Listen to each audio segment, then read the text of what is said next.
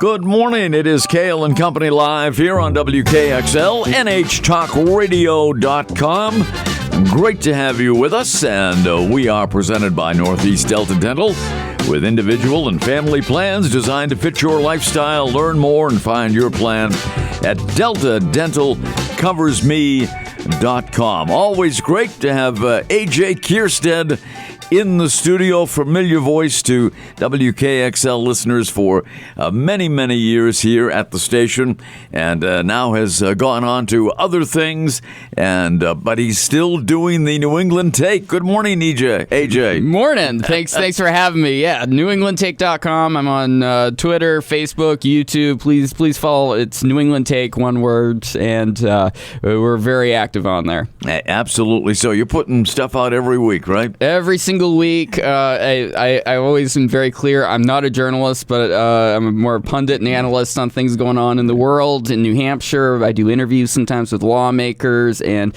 various other people in the state. And lawbreakers sometimes. Lawbreakers occasionally. We try and hide those ones a little more. AJ is not an official journalist, but he plays one on the internet now. Exactly.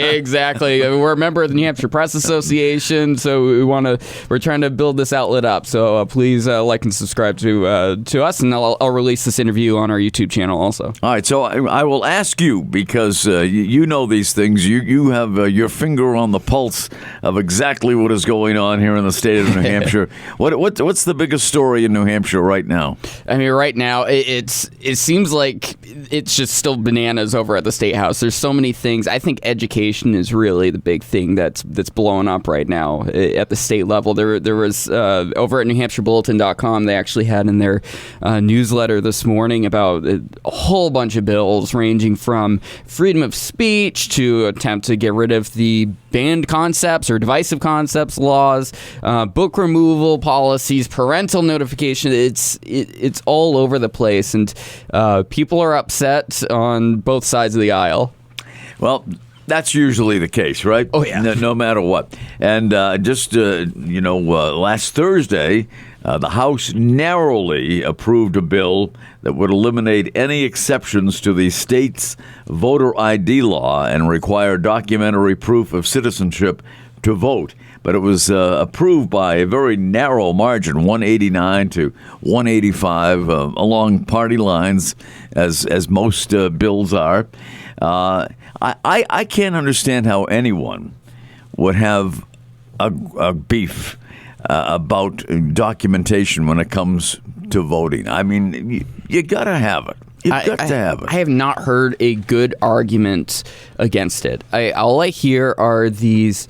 It's infantilization of communities in the state that are lower income or minority is always the case. These populations are not going to be able to effectively vote. They're having their rights stripped away. It's like, and every time I've seen so many man on the street interviews where they speak to individuals that are of the left, asking past that first question, why is it you think this shouldn't happen? And so, like, it's hilarious seeing especially in inner city videos on this, it's like, yeah, I got an idea. What are you talking about? Just show my license. Like, if you're going to buy alcohol, if you're going to drive, like, you live in New Hampshire, basically everyone needs a license in order to function in this state. There's no public transit. They all have a driver's license. Yeah, exactly. And, it should be the same for voting.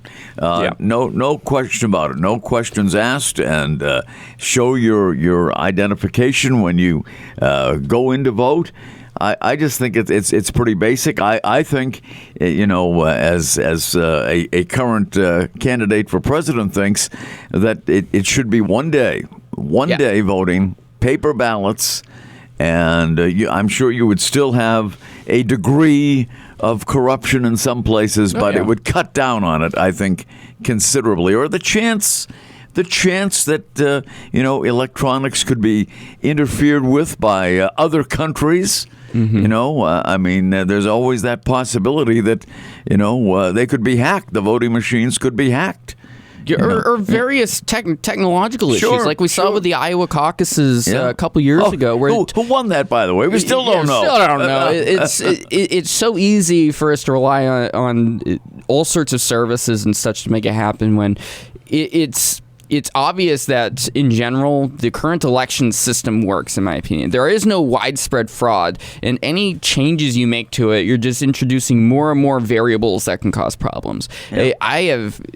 But we also, on the other hand, got to mention the total screw-up by Trump when it came to the last election, saying, don't vote by mail at all, no matter what, because of not trusting the system, or people are going to steal, or it's unethical. You got to play the game. If you don't play the game accordingly, you're just he lost. I guarantee that's the last election, because he spoke so vehemently against mail-in ballots. As I disagree with him, I think they're terrible. We should have absentee ballots. People should vote on election day, like we've done for generations. But we also, on the other hand, if your state has it, vote. I don't whatever. Just do it. I mean, your vote's gonna. If you're nervous that your vote's not gonna actually go where it's supposed to be, then bring it yourself to City Hall, like you would have done anyways to vote. It's like there's no difference. You're just doing it ahead of time. Yeah, but in states that have that option, you've got to go along with it. Yeah. But I just speaking for myself, nobody else would like to see all of that abolished. Now I understand absentee balloting for our service members overseas and that sort of thing, and for some of the elderly who can't get out. But it should be extremely restricted, I think, the absentee balloting. It's too easy to be abused. I mean, there's no way around it. We saw a bunch of cases. And again, this is not widespread, but there are enough anecdotal cases in that election in these bigger blue states where we saw issues of ballot harvesting done in unethical ways. Ballot harvesting, in my opinion, is totally unethical from the get-go, let alone that's like the next level issue when it comes to the mail-in voting. I think that's ultimately the real issue when it comes to mail-in voting, is the ballot harvesting, where people are collecting votes for alleged family members that voted, and it's all anecdotal. We don't have any real stats. I think it's impossible to honestly really get those stats. Dinesh D'Souza had some bonkers documentary that he put out a while ago on it, and basically everyone that was honest on the right went, yeah, this is the most anecdotal and crazy thing they've seen in a while, is unfortunate as it is, because I was hoping to really have some numbers, but we don't really have any. Yeah, not really. And isn't it strange? I mean, changing topics here. The Bidens did all they could to diss the New Hampshire primary by not having Joe on the ballot. For $1,000, he could have been on the ballot, and instead, he has to pay millions to advertise for people to vote him in on the New Hampshire primary ballot.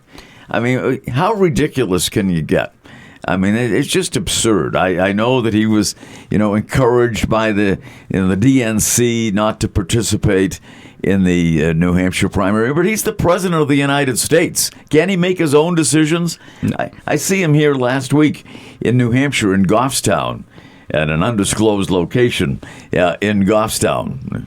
And he said, gee, I don't know if I can answer these questions. I might get in trouble. Yeah. And he's the president of the United States. He has no brain capacity left. It is the downfall from a psychological just aging issue. It's tremendous. He is obviously flailing. He can't answer questions on the fly. His staff cart him around, and Shane Gillis, the comedian, has the best summarization of Biden on the stage. He's a Roomba. He goes to where he's going to go. He gets stuck behind the podium. He gives some sort of speech or for half of it, and then he wanders around bumping against things and tripping over things until his staff picks him up and brings him where he needs to go. And then you hear the pundits on the left-leaning network news saying what a tremendous State of the Union address he gave. How great it was. It's just angry man yelling into the ether. Right. They drug this guy up so he's able to get on stage in some moderately coherent way, and he bumbles his way through it. He's just yelling and stammering over himself. And I'm not going along with any of that nonsense. Oh, it's his speech impediment. He hasn't had speech impediment for decades, and suddenly it comes up now. Doesn't that reinforce our point that this guy is degrading in front of us? Oh my goodness! And then he abuses Lincoln Riley's name. Lincoln Riley. Disgusting. Yeah, it really is, and that's what the family's reaction to it was, as well. AJ Kierstead is here from the New England Take, and AJ has a new survey that's going to be revealed. Actually, it's going to be revealed right after this break. AJ is going to talk about a survey that's in the works, and it's a good one, folks. And if you would like to participate, you can give us a call, 603-224-1450, 603-224-1450. AJ Kierstead in the house, always plenty of excitement when that happens, right here on WKXL, NHTalkRadio.com.